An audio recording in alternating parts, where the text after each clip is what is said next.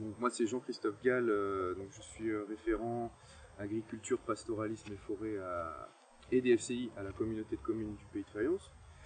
On va dire la démarche autour du pastoralisme a commencé donc, à peu près en 2015 avec l'élaboration du POPI, donc réalisé en partenariat avec le CERPAM, l'organisme référent en termes de pastoralisme sur PACA. Un des grands intérêts du POPI pour le territoire, c'est justement encore cette visibilité. C'est-à-dire qu'on a à peu près 14 000 brebis sur le Pays de Fayence, plusieurs centaines de vaches, de chèvres et de chevaux. Et tous ces animaux, vu qu'on a énormément de forêts, en fait, personne ne les voit, personne ne sait où ils sont.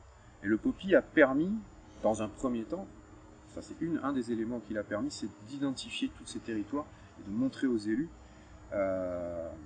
et aux habitants la place réelle du pastoralisme. Le gros enjeu, c'est que le pastoralisme fait partie intégrante de l'agriculture, donc a un rôle, ou en tout cas un impact sur l'aménagement des espaces et sur la gestion de ces espaces. Le premier objectif, c'est de maintenir le pastoralisme pour qu'il puisse continuer à assurer ce rôle. Le résultat du pastoralisme, et qui a donc un effet sur l'enjeu DFCI, donc la défense des forêts contre l'incendie. Au niveau de la biodiversité également, ce que permet le pastoralisme, donc c'est cette ouverture du milieu, permet également une expression de la biodiversité. Il y a de forts enjeux en Pays de Fayence, il y a 4 zones Natura 2000.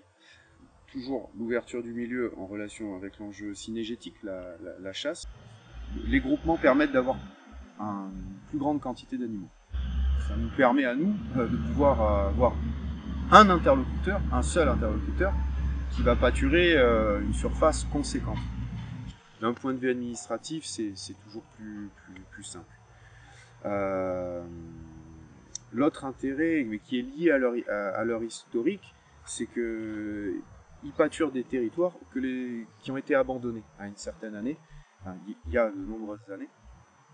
Et étant donné qu'ils ont récupéré ou qu'ils pâturent en fait ces terrains depuis peut-être 30-35 ans, on voit un véritable effet du pastoralisme. Donc ça permet à nous, techniciens ou responsables dans les administrations, d'amener les élus, de leur montrer un travail concret de l'entretien du milieu ou de l'ouverture du milieu par le pastoralisme.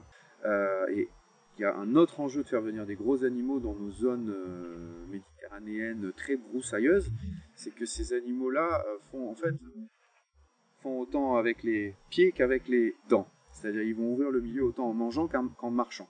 Et ils vont faire des drailles, des layons, des cheminements en fait dans les bois qui permettent, encore une fois, d'ouvrir le milieu, de ramener de la lumière et de l'air au sol, ce qui permet à la vie de s'exprimer. L'intérêt pour nous, c'est de maintenir ces éleveurs, quoi. Même si on va dire qu'ils ne sont pas locaux, mais ils ont toute leur place localement.